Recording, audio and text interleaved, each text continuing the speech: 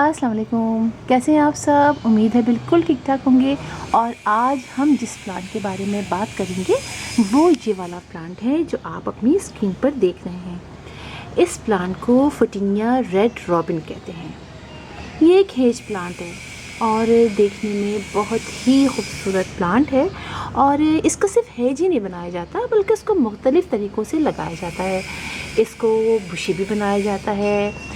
मतलब ये कि हम जिस तरीके से इसको कट करते हैं, इसको प्रून करते हैं, उसी की शक्ल उसी लिहाज से भी ये ग्रो करता है। हम इसको बुशी प्लांट भी बना सकते हैं। इसके अलावा इसके छोटा सा ट्री बनाते हैं, बड़ा ट्री बनाते हैं और हेज तो बनाया ही जाता है इसका। तो ये प्लांट बहुत लंबाई भी इसकी हो जाती है इसके ट्री की, 8 से 10 फीट तक ये ऊंचा भी दरख्त बन जाता है। इस प्लांट की सबसे खूबसूरत बात ये होती है कि इसके जो भी नए लीव्स निकलते हैं ये आप देखिए कितने खूबसूरत रेड कलर के होते हैं, इसीलिए इसको रेड रॉबिन भी कहते हैं।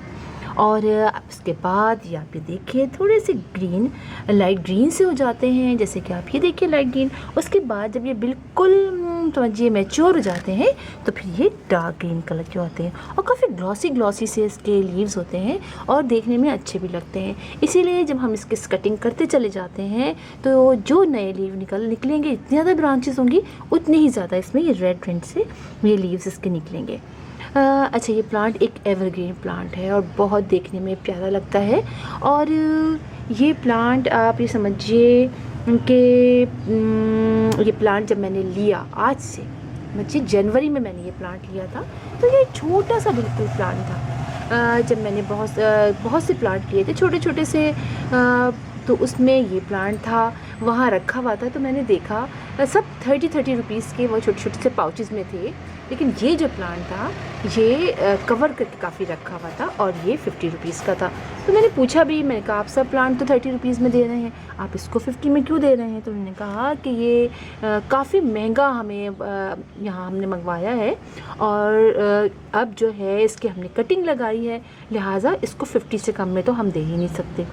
लेकिन चूँकि मैंने पहली बार इसको देखा था, मुझे बहुत अच्छा लगा, फिर मैं लेकर आई और उस वक्त से मैं इसको मुख्तलिफ़ तरीक़ों से चेक करके ग्रो कर रही हूँ और अब मुझे इसके बारे में सब कुछ मालूम हो चुका है। चूँकि सोचिए जनवरी से अब तक कितना टाइम हो गया है। इस प्लांट को शुरू में मैंने उनसे पूछा तो उन्होंने कहा इसको आप कवर्ड एरिया में रखिएगा। उनको शायद ख़ुद भी नहीं मालूम होगा, पहली बार उन्होंने लगाया था। खैर मैंने उसको कवर्ड एरिया में रखा, मतलब पौधों के दरमियान में। तो ये इसके लीव्स कभी जैसा ही होते, कभी ख़राब होते, कभी आधे जल जाते, तो मुझे कुछ अंदाज़ा नहीं हो रहा था। फिर मैंने इसको रखा ज़रा सा धूप में, समझिए मॉर्निंग की मैंने 1 से 1.5 घंटे की डायरेक्ट सनलाइट में रखा। तो फिर आप देखिए इसने ग्रो करना शुरू किया और अब ये माशाल्लाह बड़ा हो गया है और मुझे इतना अच्छा लग रहा है कि इतना छोटा सा था और अब माशाल्लाह से ये इतना बड़ा हो गया है। तो ये प्लांट जो है, मैं इसकी सॉइल आपको बताऊं, मैंने इसकी सॉइल तब्दील की तो मैंने देखा कि इसको वेल ड्रेन्ड सॉइल, काफ़ी वेल ड्रेन्ड सॉइल मैंने ली। मैंने 50% इसके अंदर ली सैंड, 25% कंपोस्ट, 25% मैंने गोबर की खाद। इस तरह मैंने इसकी सॉइल बनाई, तब जाके ये इतनी अच्छे तरीके से ग्रो करने लगा। और ये काफ़ी फास्ट ग्रोइंग प्लांट है, लेकिन चूँकि मुझे पहले अंदाज़ा नहीं था इसलिए ये आहिस्ता आहिस्ता सा ग्रो कर रहा था।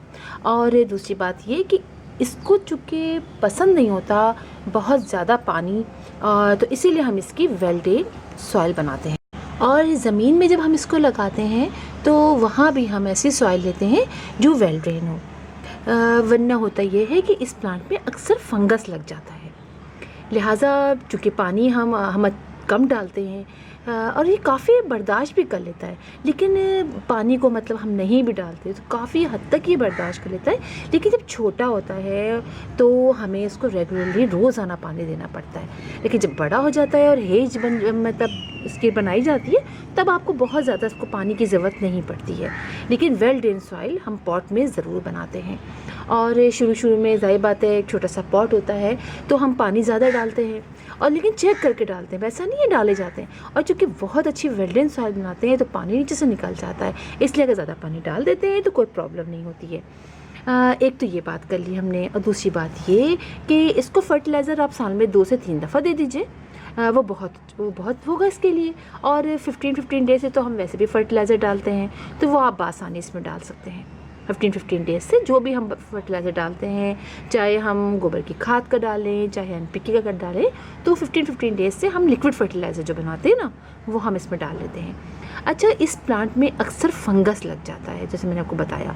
तो होता क्या है कि इसके जो लीव्स होते हैं ना, इसके लीव्स में ब्लैक स्पॉट से पड़ जाते हैं।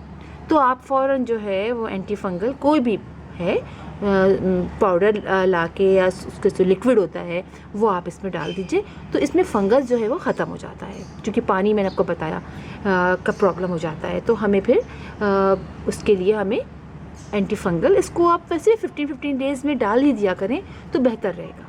ठीक है। अच्छा, इस प्लांट के बारे में और ये कि इस प्लांट को आप अगर पॉट में लगाते हैं तो चूँकि ज़मीन में तो हमारे पास कोई ऑप्शन नहीं होता, हम हेज बना रहे हैं तो जितनी देर आपके सनलाइट में रहे, डायरेक्ट सनलाइट में।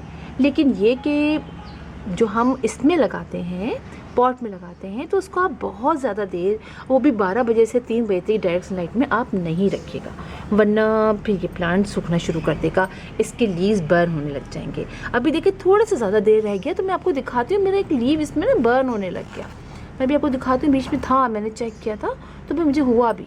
तो ऐसे ही प्लांट है बहुत खूबसूरत, आप इसको ज़रूर लेकर आइए, देखने में ही बहुत प्यारा है। वैसे मैंने बहुत ज़्यादा इसको देखा नहीं है यहाँ पर लगे हुए, लेकिन ये कि है बहुत अच्छा। आप सर्च कीजिए, नर्सरीज़ में जाइए तो शायद आपको मिल जाए। वैसे ये जो प्लांट मैंने लिया था, ये प्लांट मैंने लिया था जो नर्सरी है वहाँ की, गुलशन मेमार में। जब हम एंटर होते हैं मेन रोड से, तो लेफ़्ट को जो नर्सरीज़ है वहाँ से मैंने लिया था। तो वहाँ पर ये देखा था मैंने, तब लिया था, और अब माशाल्लाह से काफ़ी बड़ा हो गया। बस इसमें फ्लावरिंग भी होती है, इसमें वाइट कलर के फ्लावर्स निकलते हैं, लेकिन अभी तक तो चूँकि बहुत छोटा है ना, तो अभी तो निकले नहीं। वैसे मैं इसको कटिंग से भी ग्रो करने का करूँगी।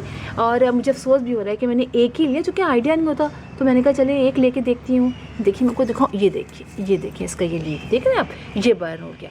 तो ये मैं थोड़ी ज़्यादा देर, और यहाँ भी कहीं से टिप से भी बर्न होने लग गया था, तो ज़्यादा देर मैंने इसको रखा नहीं है। अब जैसे जैसे ये ग्रो करेगा, बड़ा होगा, तब तो शायद ये थोड़ी ज़्यादा देर भी धूप को बर्दाश्त कर ले। तो इसकी कटिंग आप ज़्यादा कीजिए, कटिंग आप ज़्यादा करते रहेंगे ना, तो ये बुशी सा बन जाएगा, और हर नया लीफ देखिए कितना प्यारा सा निकलेगा। तो इस प्लांट को आप बिल्कुल अपने घर में लगा सकते हैं, और काफ़ी अच्छा प्लांट है। और हेज भी आप इसकी बना सकते हैं। तो फिर इंशाल्लाह आपसे मुलाकात होगी किसी और वीडियो में, किसी और टॉपिक के साथ। तब तक के लिए अल्लाह हाफिज़।